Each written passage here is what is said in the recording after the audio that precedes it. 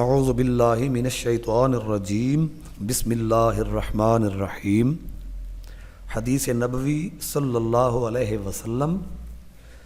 حضرت سیدنا علی المرتضیٰ رضی اللہ تعالی عنہ سے مروی ہے کہ نبی کریم صلی اللہ علیہ وسلم کا فرمان عظیم ہے، جب 15 شعبان کی رات آئے تو اس میں قیام کرو اور دن میں روزہ رکھو۔ بے شک اللہ تعالیٰ غروب آفتاب سے آسمان دنیا پر خاص تجلی فرماتا اور کہتا ہے کوئی مجھ سے مغفرت طلب کرنے والا کہ اسے بخش دوں، ہے کوئی روزی طلب کرنے والا کہ اسے روزی دوں، ہے کوئی مصیبت زدہ کہ اسے عافیت عطا کروں، ہے کوئی ایسا اور یہ اس وقت تک فرماتا ہے کہ فجر طلوع ہو جائے۔ دعائے نصف شعبان المعظم۔ بسم اللہ الرحمن الرحیم۔ اللہم یا ذا المن ولا یمن علیہ یا ذا الجلال والاکرام یا ذا الطول والانعام لا الہ الا انت ظہر اللہ جینا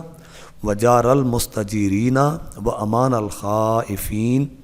اللہم ان کنتا کتبتنی عندک فی الکتاب شقیا او محروما او مطرودا او مقترا علی فی الرزق فامحو اللہم بفضلک شقاوتی وحرمانی وطردی واکتار رزقی واثبتنی عندک فی الکتاب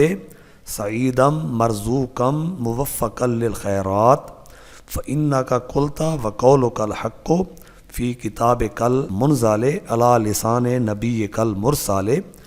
يمحو الله ما يشاء ويثبت وعنده الكتاب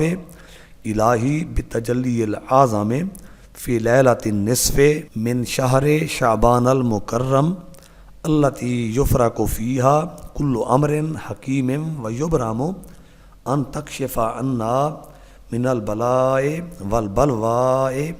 ما نعلم وما لا نعلم وانت به عالم انك انت الاعز الاکرم وصلی اللہ تعالی علی سیدنا محمد وعلی آلہ واصحابہ وسلم والحمد للہ رب العالمین۔ اس دعا کو پڑھنے کا طریقہ: سب سے پہلے سورہ یاسین درازی عمر بخیر ہونے کی نیت سے پڑھیں، اس کے بعد مندرجہ بالا دعا پڑھیں، دوسری بار سورہ یاسین بلائیں دفع ہونے کی نیت سے پڑھیں، اس کے بعد مندرجہ بالا دعا پڑھیں،